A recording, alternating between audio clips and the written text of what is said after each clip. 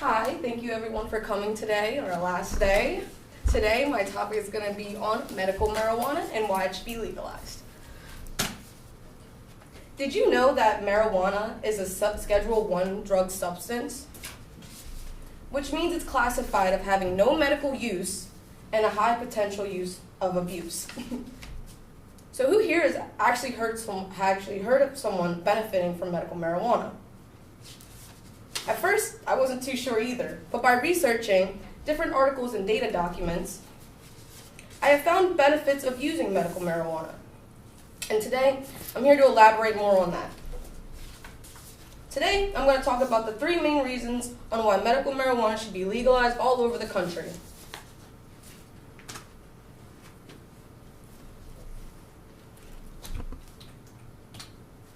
My first reason for why medical marijuana should be legalized is that the patient would have the option on whether they want to choose more THC or CBD. What is CBD and THC, you may ask? Well, marijuana has 2 main key chemical compounds, THC, which stands for tetrahydrocannabinol, and CBD, which stands for cannabidiol. During my research, I found that CBD doesn't have psychoactive properties, which basically means that you're not going to feel that high, that different state of mind. It just relaxes. So for people who don't enjoy taking over-the-counter pills, feel like CBD might offer a more natural alternative. They can resort to a different compound, which doesn't change a person's state of mind, as I stated earlier.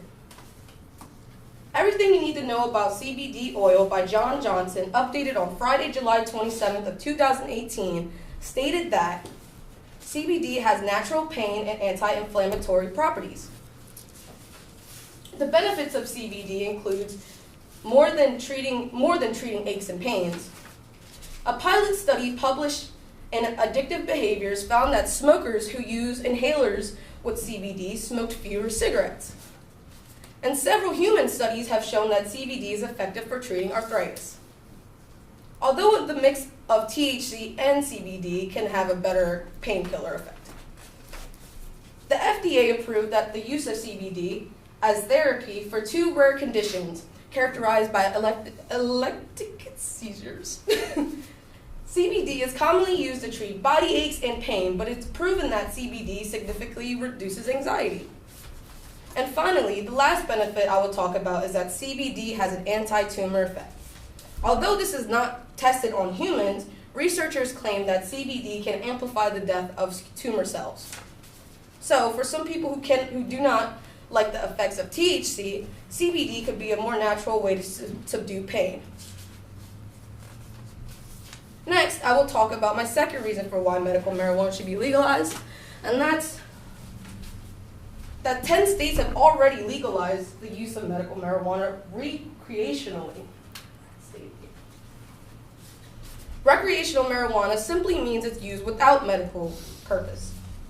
Alaska, California, Colorado, Maine, Massachusetts, Michigan, Nevada, Oregon, Vermont, and Washington have legalized marijuana recreationally.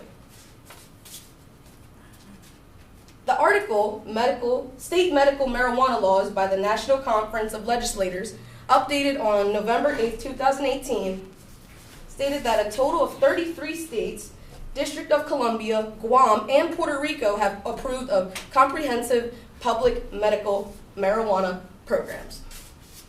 And that just simply means that the person, usually above the age of 21 with a medical marijuana card, has access to medical marijuana through dispensaries or other programs, is protected from criminal penalties for using. It allows smoking or vaporizing of some kind of medical marijuana product, plant, or extract. And it allows a variety in strains, including high, THC, and CBD. Like I said earlier, if you want more of like a head high type thing, you would choose at the dispensary a high THC level, low CBD. But for someone who doesn't like that effect, just wants to calm down, they would choose a high CBD strain. As I talked about earlier, patients have the option.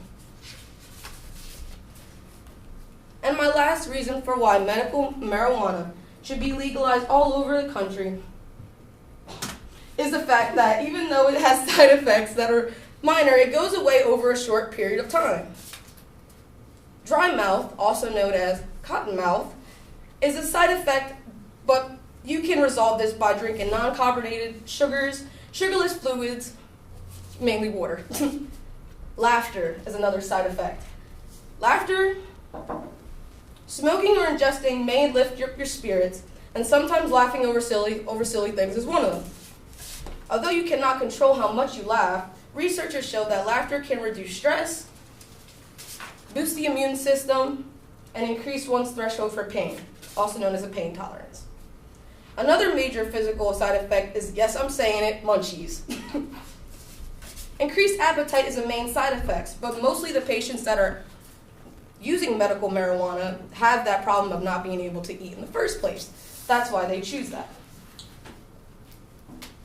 Patients use the medicine to regain their loss of appetite, such as people with anorexia, HIV and AIDS, cancer patients undergoing chemo and radiation. So has anyone ever heard of anyone overdosing on marijuana? Yeah, I didn't think so. In fact, the article, Can a Person Overdose on Marijuana, by the National Institute on Drug Abuse, revised on June 2018, stated that there are no reports of teens dying from the use of marijuana alone. It seems to be widely considered impossible to actually die from a marijuana overdose. One reason is because the cannabinoid receptors in the brain aren't located in the brain stem and don't control any essential functions. So in conclusion, there is a big debate on whether medical marijuana should be legalized or not.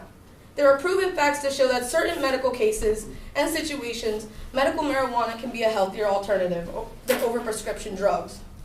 The side effects are minor and wears off pretty quickly than other drugs.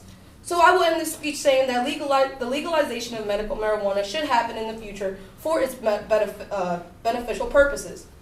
Yes, cannabis does impact motor skill, can increase the heart rate, cause short-term memory loss, but there are solutions to these problems.